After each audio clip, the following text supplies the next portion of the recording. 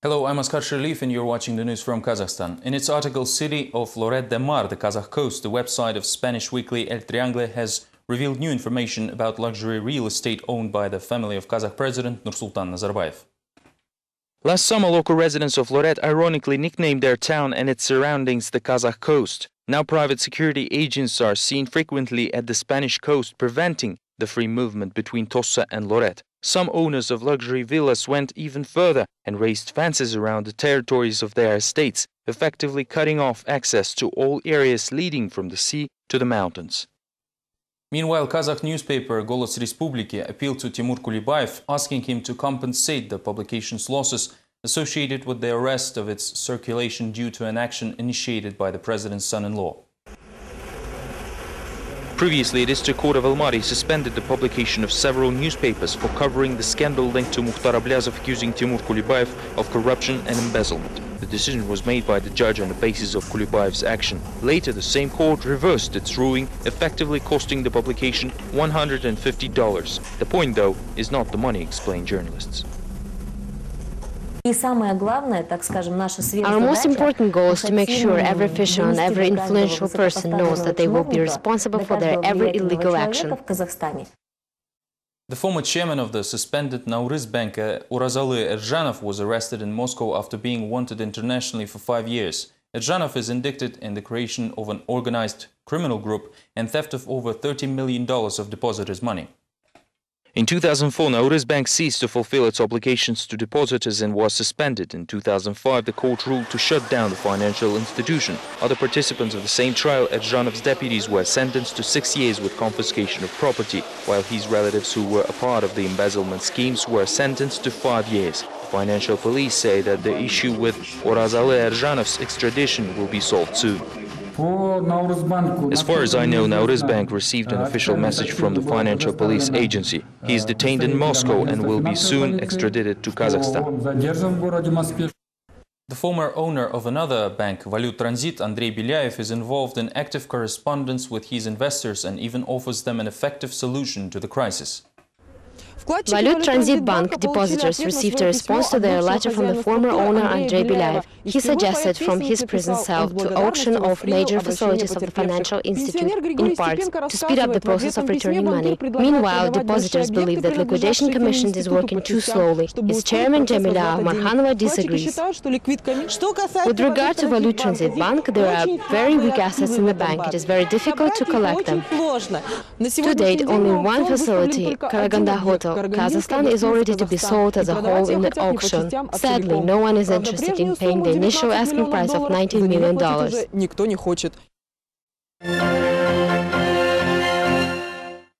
A famous Kazakh musician and the founder of the Dos Mukasan band, Bahid Jumadilov, was killed in a car accident. His colleague Dosim Suleyev is currently in a hospital with serious injuries.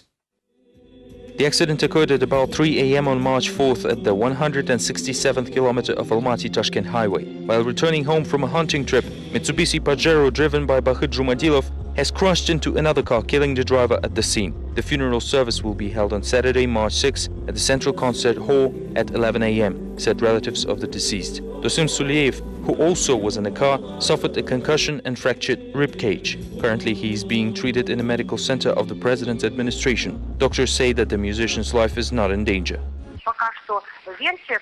According to preliminary data, the Pajero driver has lost control and slid into a lane with oncoming traffic. The investigation of the accident is still ongoing. The interrogation of the main accused in the case of Kazatomprom began on Thursday in the Sararka District Court of Astana. The next report has more. On Thursday, Mukhtar Jakishev began testifying to the court. The former head of Kazatomprom filed several motions, including a rejected request to hold the final part of the process openly. Another Jakishev's appeals concerned Talgat Kastolbayev. Supposedly, the latter was tortured in the isolation ward of National Security Committee to present false testimony. Jakishev's interrogation began with question about his persona. The court attempted to stop Jakishev once, but he insisted that he has the right and must talk about it, to explain all the difficulties and problems that he faced after joining Kazatomprom, as well as what goals he set while being the company's chair. Meanwhile, on Thursday, the court did not allow independent physicians to medically examine the defendant. The judge, however, did include physicians' preliminary conclusion in the records. Attorney Basikayev says that the interrogation of his client will likely continue for another day, and then will be followed by debates. A 22-year-old woman accuses Pavlodar City Council Deputy Slyambek Akimov of severely beating her. The Almaty police has already opened a criminal case. Almaty police suspects a member of Pavlodar City Council, Slyambek Akimov, of beating a 22-year-old girl. The criminal case has been opened already. The initial inquiry is currently underway. The final procedural decision will be made after the forensic examination. According to the report, the incident occurred on January 22nd in Almaty. The colleague and fellow Nurotan party member Arman Aliakrapov says that he has last seen Akimov before the new year. Then the latter went on vacation and did not show up for the last city council session on February 8th. If our colleague's illegal actions will be confirmed, he will definitely lose his party membership. The fourth convocation became the most scandalous in the history of Pavlodar's council. One deputy was deprived of citizenship, another jailed, and now there is a new scandal. Public activist Yuri Pavlenko is outraged and asked deputies to be more responsible. If this case involving another deputy is true, the city council should dissolve itself as soon as possible. The police are now busy with initial inquiries, but if the case will end up in the court, Deputy Akimov will lose his seat and possibly freedom. While deputies from Pavlodar are busy bringing order in their ranks, their colleagues from the state parliament are concerned with the purity of financial streams in the country, discussing amendments to the anti-money laundering legislation. Kazakh authorities insist on the introduction of the Institute for Financial Intelligence in the country and want to force bankers, notarians and lawyers to report about their clients. After extended debates in the Parliament and Constitutional Council, the questionable amendment was returned back to the deputies, who still believe that such a requirement infringes in the rights of Kazakh citizens. The MPs do not understand how an illegal transaction can be determined without the court's involvement. If there's no court decision on illegal activities, no one, I repeat, no one has the right to appeal to financial intelligence or to Prosecutor General's office. After all, no one has cancelled the presumption of innocence.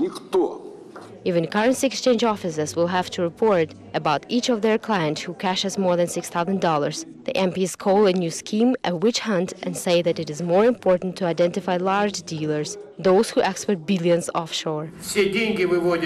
Bankers are no fools, and all of their money runs through offshore companies using schemes that are not likely to be cracked by our intelligence. Those under financial monitoring will report about their clients to the appropriate committee of the Finance Ministry. Given that the fight against laundering of illicit proceeds involves a number of law enforcement agencies, Kazakhstan could now become a country of spies, deputies say. In reply to the Parliament's attack concerning the verification of exported abroad assets, representatives of the Finance Ministry claim that this work is already underway, using billionaires' money no less. All of our sponsors, and especially the European team that works with us since 2004, are actively helping us to identify the offshore dealers. The bill's initiators explain the implementation of the financial intelligence by international requirements, adding that those refusing to report about suspicious customers will be fined. Meanwhile, MPs say that population is already deriving their assets from local banks and are planning to avoid all future contacts with lawyers.